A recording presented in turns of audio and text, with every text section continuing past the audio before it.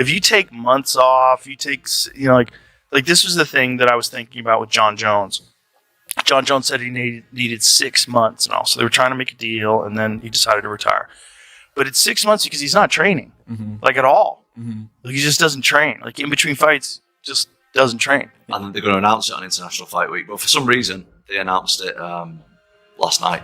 I don't know what that reason is. It took me by surprise, at least. But they announced it last night. But ultimately, I was chasing the belt. I was chasing being the #1 heavyweight fighter in the world, which I am. And I can say that I am now, especially with Jon not around and he's retired and that's behind us. But ultimately, the thing that I wanted really was the belt. The fact that Jon's left the sport. Obviously, it would have been better for me career-wise to have that name. Financially, it would have been great as well. But the thing that I was ultimately chasing was the heavyweight title. He's entitled to do whatever he wants, to be honest. I'm not... he's done way more in the sport than I have, so he should do whatever he feels is right. If it was so public, for me personally, I don't know if my ego could take it, having not done it. But that's honestly, that's his prerogative. I don't hold any ill will against him for it. For nearly a year now because of this. And I've been healthy the whole time. I've been in the gym the whole time. I've been doing exactly what I'm supposed to do as a high-level operating athlete at the elite level. In a stirring discussion that is now causing a stir in the MMA community, Joe Rogan and Tom Aspinall have finally offered their opinions on the matter that has left fans feeling angry, perplexed, and curious about what's actually happening behind the scenes. The two discussed how the heavyweight class has been stagnant for far too long, the turmoil surrounding Jon Jones's retirement, and the UFC's silence. Telling us for quite some time, I already told the UFC my plans. I'm not sure why they haven't done anything with it. But it seems as though as he continued to try and hint at what his plans were, the UFC felt like their hand was forced and they had to put it out there. Because at this point, what are we waiting for? Now, Tom Aspinall is coming to Las Vegas this week. He will be there back end of the week. He was told that a decision would be made by International Fight Week. Why I think this is ludicrous that it all went down like this was, we had waited so long for the resolution to this issue. Could they have not done something in Las Vegas in front of all the fans before the press conference, after the press conference, before the weigh-ins, after the weigh-ins? In the middle of the card on Saturday, before the fight, after the fight, presenting Tom with the belt, saying, you are the man, this is the glamour division, you are the baddest man on the planet, you're the heavyweight champion, you've done it all right, everything we've asked of you. Why not do it like that? He's literally going to be there in a couple of days. Where every media member, every fan is going to be there. You do it like this? In a throwaway, midway through a press conference in Baku, Azerbaijan, in the middle of the night over there, when no one's paying attention, you do it like that? What is that? Defend the belt against the top guy? You can't be the guy. I'm sorry. Yeah. And that pissed a lot of people off. See, agree or disagree? Yeah, so I agree with you. And here's the thing. Like, my whole entire career, I've always defended Jon. I've always defended Jon Jones. And I'm going to say this. Like, I truly believe he's one of the best to ever do it. I truly believe that. I've worked out in the same room as him. I've seen his eyes. I see how he moves. But then when I sit there and I've always wanted to do this on my channel, is basically dissect a person's career. Go to the very first time they got into the UFC and just go through the whole entire thing. And when you go through it, it's like Michael Wanzer of Love and the Death. He is so honest and unbiased. And he was like, dude, like, how are you going to say Jon Jones is one of the greatest of all time when he's fucking failed a drug test? Multiple times. Multiple times. Like, listen to yourself right now. Like, you're lying to yourself. Stop lying to yourself. Like, he's like, you actually look stupid. Like, you and GSP and Habib have never failed a drug test. Yes. Not fucking once. Yes. And you're sticking up for somebody who's clearly failed a drug test, right? Now, if you go, I know Shaquille O'Neal said, oh, he's one of the greatest. Shaq, let me sit you down. Let me run you through the whole entire career of all that stuff, right? And, you know, when you sit there and you peel back the onion and you start looking at that, it's like, you know, yeah, I always... You didn't believe in that. That's not what you were about. Yeah, I didn't believe it. So how can someone who did that multiple times. It's like Yeah. approval. It's almost like if you're putting him in the same category as Then you, you're it's okay like with it. you're approving Yeah. and condoning what he did. Retired Jon Jones. Just as he predicted, Tom Aspinall, over a year ago, I think, said, I will retire this man without even having to fight him. He's never going to fight me. And despite all the umming and ahhing and all the fucking pretending that he was going to actually ever get in the cage with Tom Aspinall, Jon Jones has done what we always knew he was going to do. He's tucked tail and run. Imagine calling yourself a goat and yet behaving like such a duck. I mean, this is like back in the playground. Jon Jones has got a bike.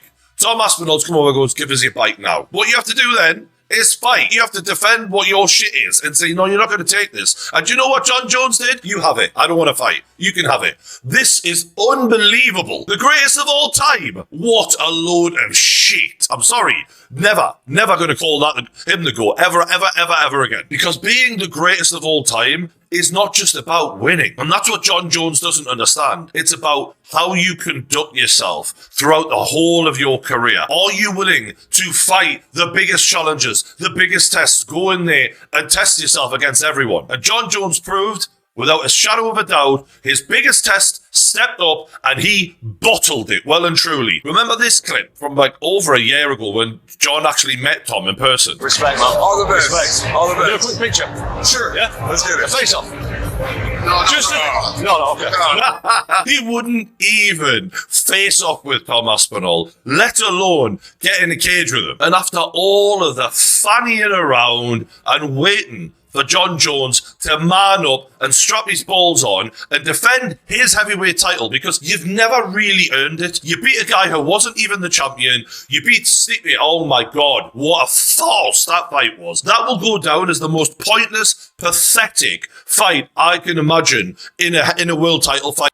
I honestly can see John's point of view. I get it. Yep. I get it.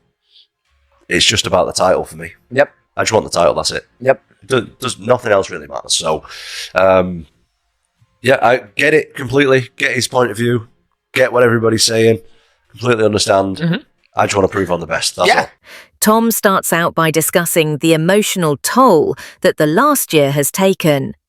He admits that he has felt as though his career has been in limbo ever since he won the interim championship, waiting, hoping, and preparing for a fight that never looked certain.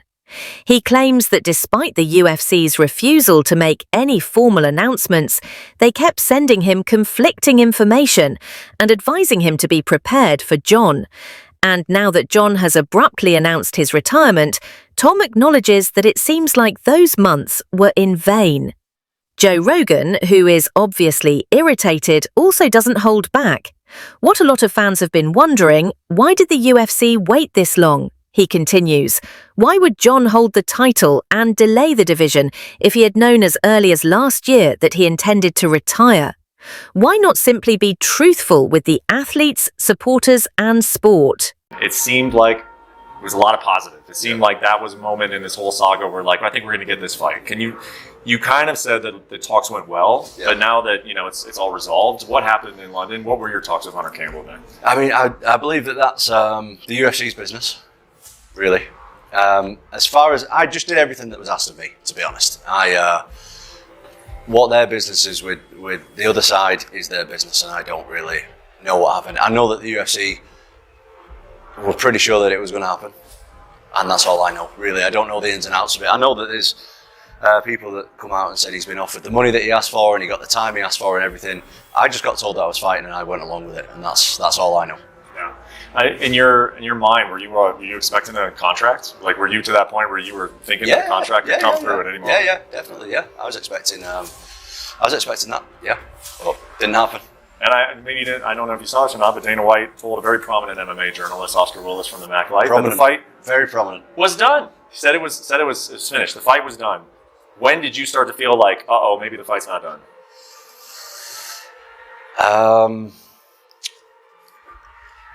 I don't know, because he was putting a lot of stuff out on social media, but people were always like, he's just playing mind games. He's gonna sign the contract, but then he just didn't. So when stuff started to come out about him speaking that he's not going to fight again and he's going to retire and stuff, I didn't know what to believe, to be honest. And I thought, I don't know if this is actually going to happen, and then it didn't. So, mate, honestly, I've said it a million times. I was never actually chasing Jon. I was chasing the heavyweight title all along. The face. I mean, don't get me wrong. Jon Jones would have been an amazing scalp. It's on record, but the opponent, the guy standing across from me, never mattered. It never has mattered. It never will matter. Like what was important to me was being the best in the world. So the other stuff was pretty irrelevant. As I said, it would have been a great scalp. That would have, propelled me more than any other fight. But a fight's a fight. I'm not too bothered. Which is Tom Aspinall fights Pavlich and takes that fight on 2 weeks' notice and becomes the interim champion and fucks his back up and can't train at all. But Aspinall, like that he's something special. He really is something special. He's a very unusual example because he's a heavyweight. He's a big guy, a really big guy, but he moves so fast. And his coach, Colin, I forget, it's from Cabal, this gym that he trains at in the UK, Colin Huron. He trained Darren Till. Colin, from the early days of the career, was like emphasizing his speed. And so his speed has always been like extraordinary compared to other heavyweights. Like he just fucking moves in. It's all like fast, explosive movements. So he's got natural speed, but then he's also got a lot of training to execute quickly. So when he moves in, he closes the gap. You can see it like, fuck, he's fast for a big guy. Correct. Tom then makes a declaration that caused a stir on the internet. The UFC lied, he claims. Not in a lot of words, but by leaving things out. They instructed Tom to remain silent and wait, even though they knew Jones was leaning away. Furthermore, Tom claims that he was only made aware of the news through interviews and press leaks, rather than being told directly by the UFC. That type of stillness was extremely disheartening for a boxer who had earned his chance and been promised the greatest battle of his life. Joe concurs. He claims that while the UFC's devotion to icons like Jon is acceptable, the division as a whole shouldn't suffer as a result. The sport must advance at some time. Joe asserts that you cannot just keep these murderers from making their names known because one man is unsure about his goals.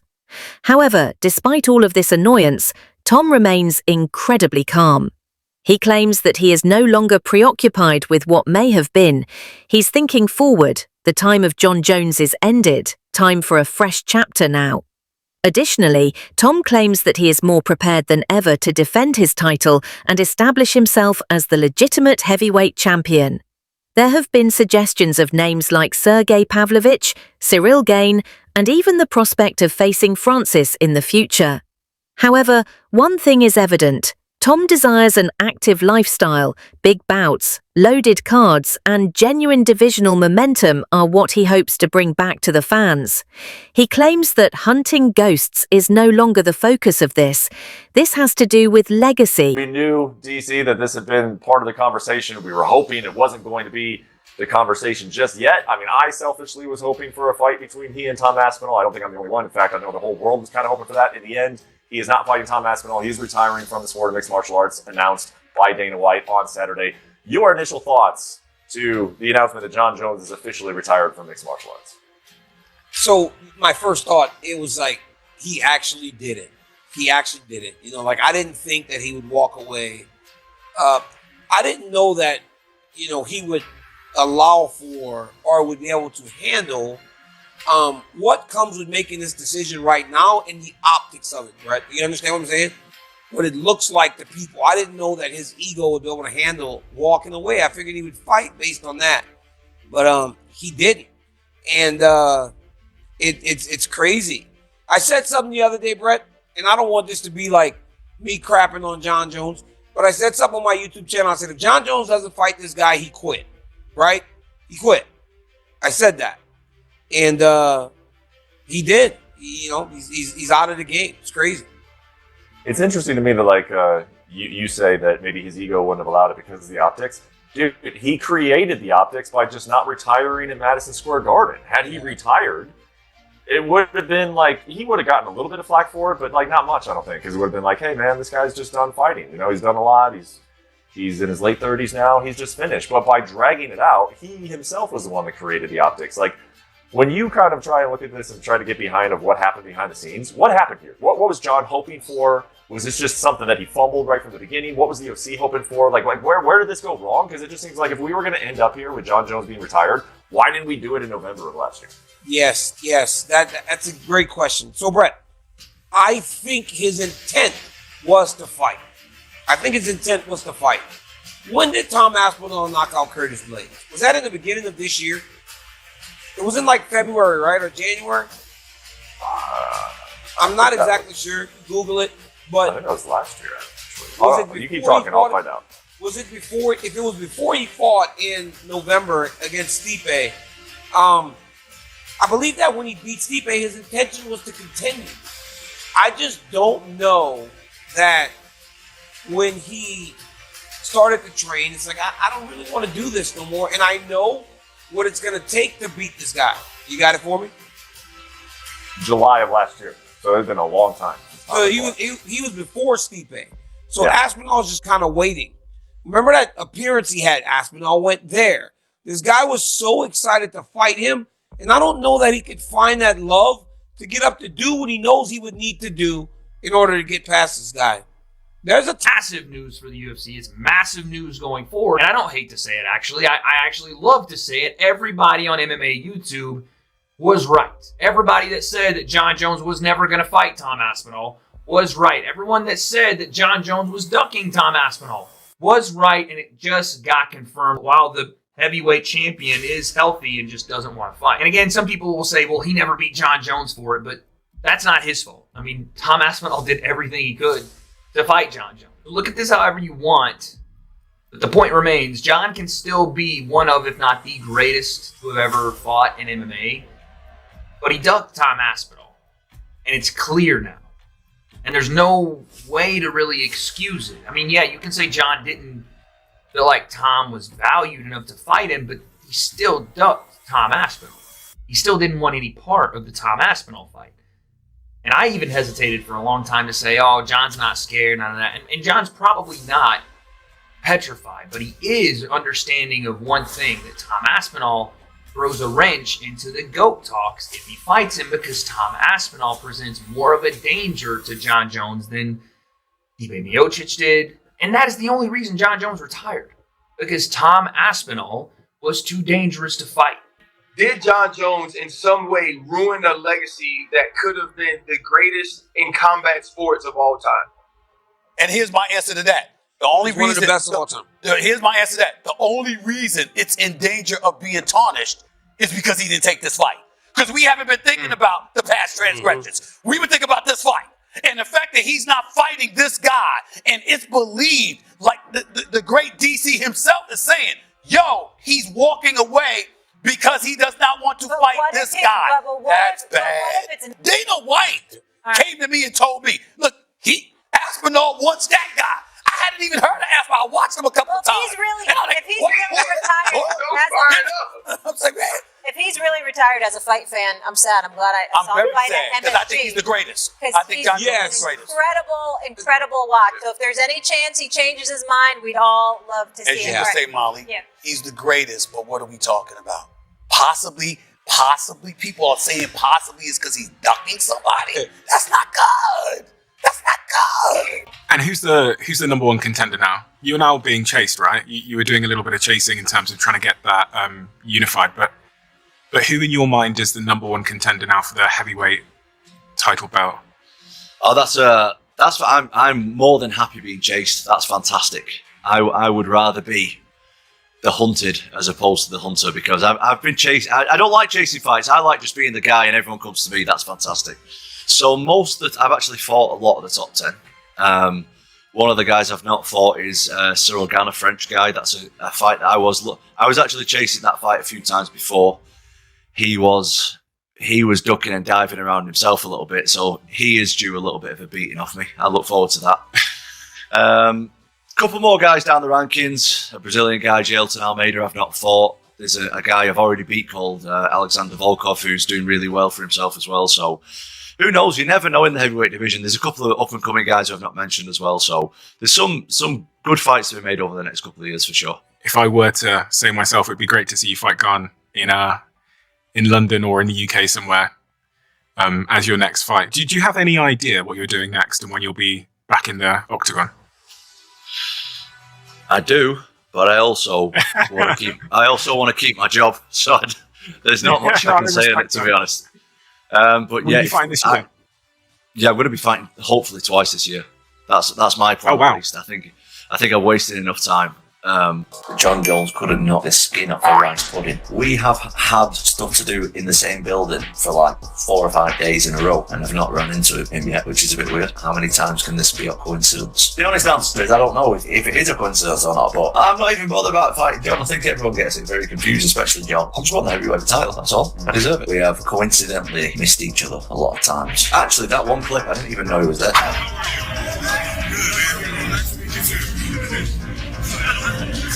I've not seen Jon, actually. We haven't directly crossed paths, we've just been in the same room. Joe concludes by stating that he thinks Tom is unique.